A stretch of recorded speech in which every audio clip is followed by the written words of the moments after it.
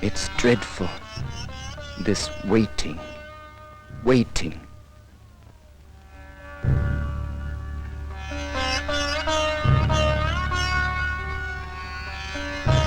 Has something gone wrong? A premature delivery? It's dangerous. I was getting restless.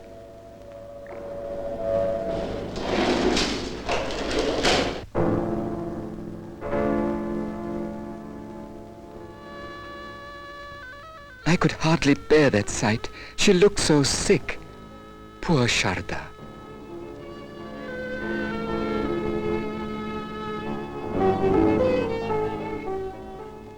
It was bad news that the doctor gave me. Sharda has had a dangerous miscarriage, but she has pulled through. Yet I felt that Sharda was far from well. I was anxious to see her in the ward.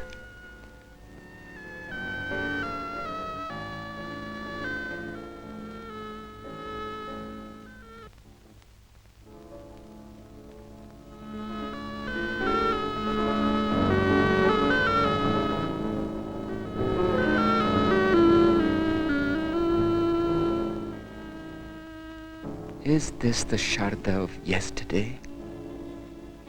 This tragedy, it has come so suddenly.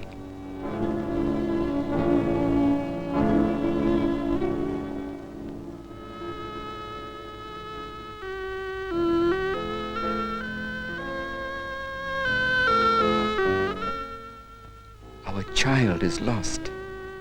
Our world is empty. I could feel her pain and suffering.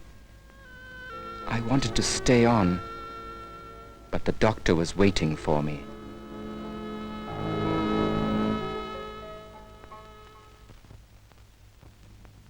The doctor had more bad news. Sharda's case was very serious. Her miscarriage was caused by syphilis.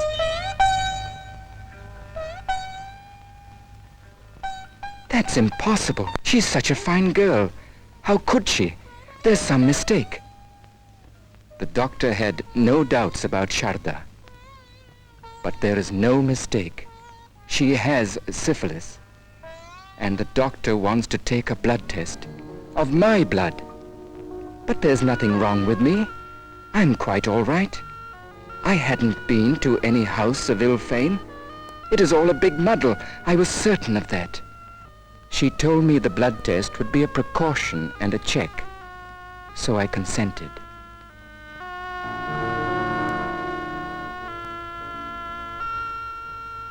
I agreed to see her again the next day. Back home, I felt confused, miserable. All kinds of thoughts haunted me. How could Sharda be diseased? Did her people deceive me? Was she unfaithful? I can't believe it. This is not the face of a bad woman. This face is no mask of sin. And this mind is not deceitful. No, she's innocent.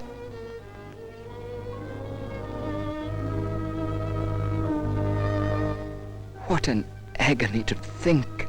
It isn't true. It isn't true. But it is true.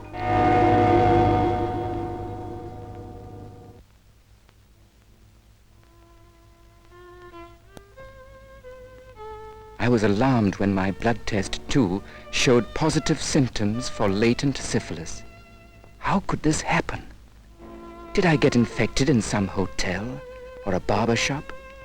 No, it doesn't happen like that. She told me that I must have had sexual relations before my marriage. I couldn't recollect any, except, yes, just once. But that was a long time ago. Even that one could be the cause.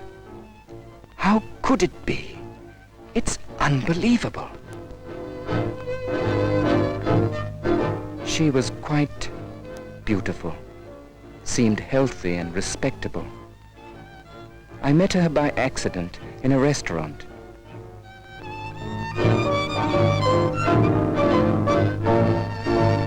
It was a new experience for me. I was shy, but soon she made me feel quite at home.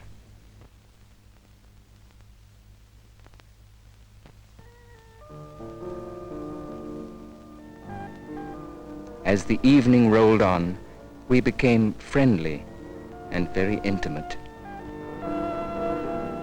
Weeks later, I noticed a small, painless ulcer. That doctor told me there was nothing to worry about.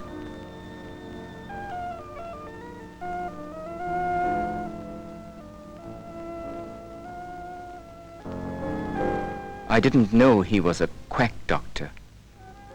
I didn't tell him everything. He didn't ask me. He assured me it would go away in a few days, and it did. And then came our marriage. How happy we were. We dreamed of many things and of our child.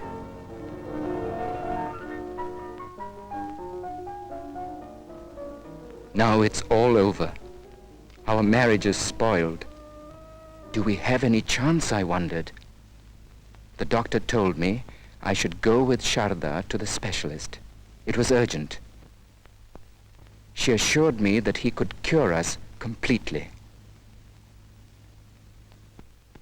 Sharda was back home now, tired and listless.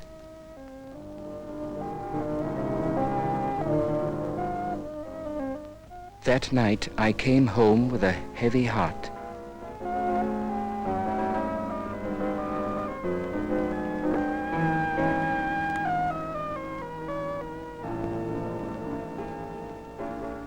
I was irritable. She didn't understand why. How could she? I had to tell her today. I didn't know how. Will she be able to take it?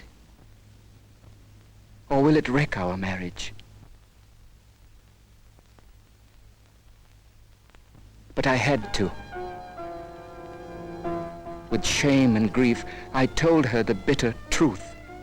Trusting in her love, I asked her forgiveness.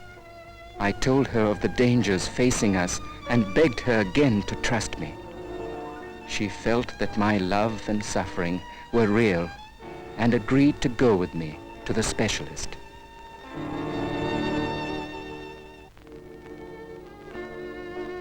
We were undergoing treatment with the specialist for some time. From him we learned a great deal about venereal diseases. Syphilis and gonorrhea are contracted and spread mainly by illicit sex relations. A man thus infected would pass it on to his wife. This is what I did to Sharda. And it's what quite a lot of people do. In places like this, they seek a momentary enjoyment, and in most cases get in return a dangerous venereal infection. In some cases, it might be gonorrhea, a painful and harmful infection in the genital region. This would manifest itself in 2 or 3 days after exposure with a discharge of pus from the genital openings. In the case of men, there would be burning pain. If not treated early and correctly, the discharge of urine would be obstructed, a painful condition which can be corrected only by a major operation. In the case of women, there may not be pain, but the infection is serious all the same. Gonorrhea would affect and obstruct the fallopian tubes, resulting in sterility. This too can be corrected only by an abdominal operation. Major surgery that has resulted from neglected infection. Once infected, venereal diseases would take their course unless early treatment is taken. In all the big cities of India, there are clinics where free treatment is available. If those who have been infected take advantage of these facilities, the spread of venereal diseases can be checked, and the danger of infection can be reduced considerably if people would avoid illicit sexual contacts.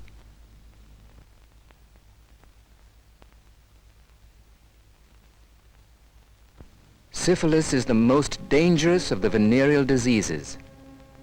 It usually shows up within 3 months of exposure as a small ulcer or cut in the region of the genitals or the mouth. Go to a VD clinic or a qualified doctor at once. Avoid self-treatment, quacks or unqualified doctors. If you neglect this warning as I did, the consequences may be really tragic. In about 6 months, the patient might develop ulcers in the mouth or skin rash like these.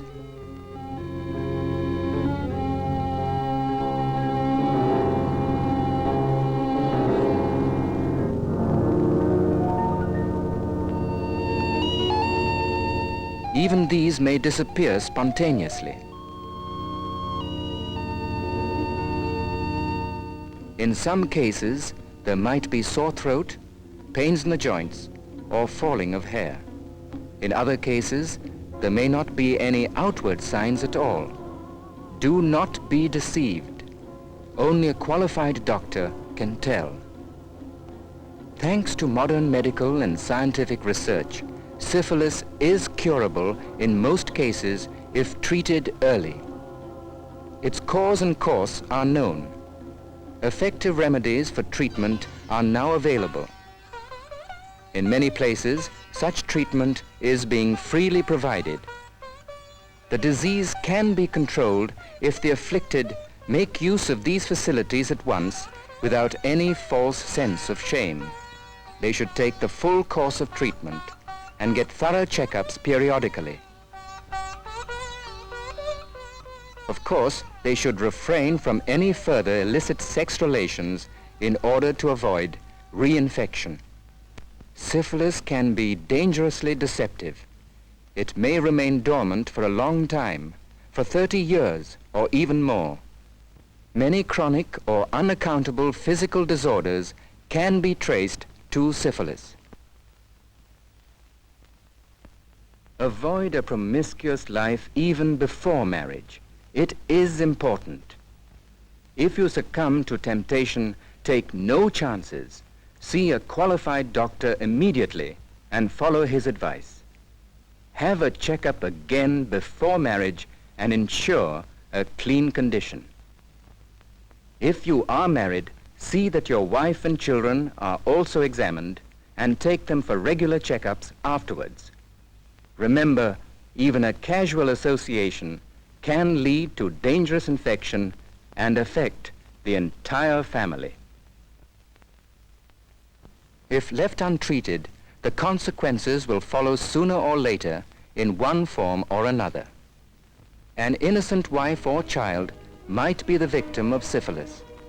A miscarriage might result from syphilis, or the children may be born dead. Syphilis is a disease which affects future generations. The germs strike the child within the mother's womb. These are the innocent victims: blighted children, paralyzed, deformed, crippled, insane, blind. The parents pay the penalty in the later stages: blindness and mental disorders, paralysis and loss of control, crippling afflictions of the bones, the joints, spinal involvement leading to total paralysis and the loss of functions, heart disease, facial paralysis, brain affection leading to insanity. These are some of the terrible consequences of neglected syphilis. Many may not have heeded the first warnings when they continue their sexual license, or they might be victims of just one wrong association. They have destroyed their lives and perhaps that of their wives and children too. Now it is too late for them. We were lucky we were warned in time and took early treatment. Now we need only a regular checkup. We realize the full significance of sex morality and the sanctity of marriage. A clean sex life, a healthy family life, avoiding promiscuous relations. These are the best safeguards against venereal diseases. And as the specialist said, when in doubt, see a doctor.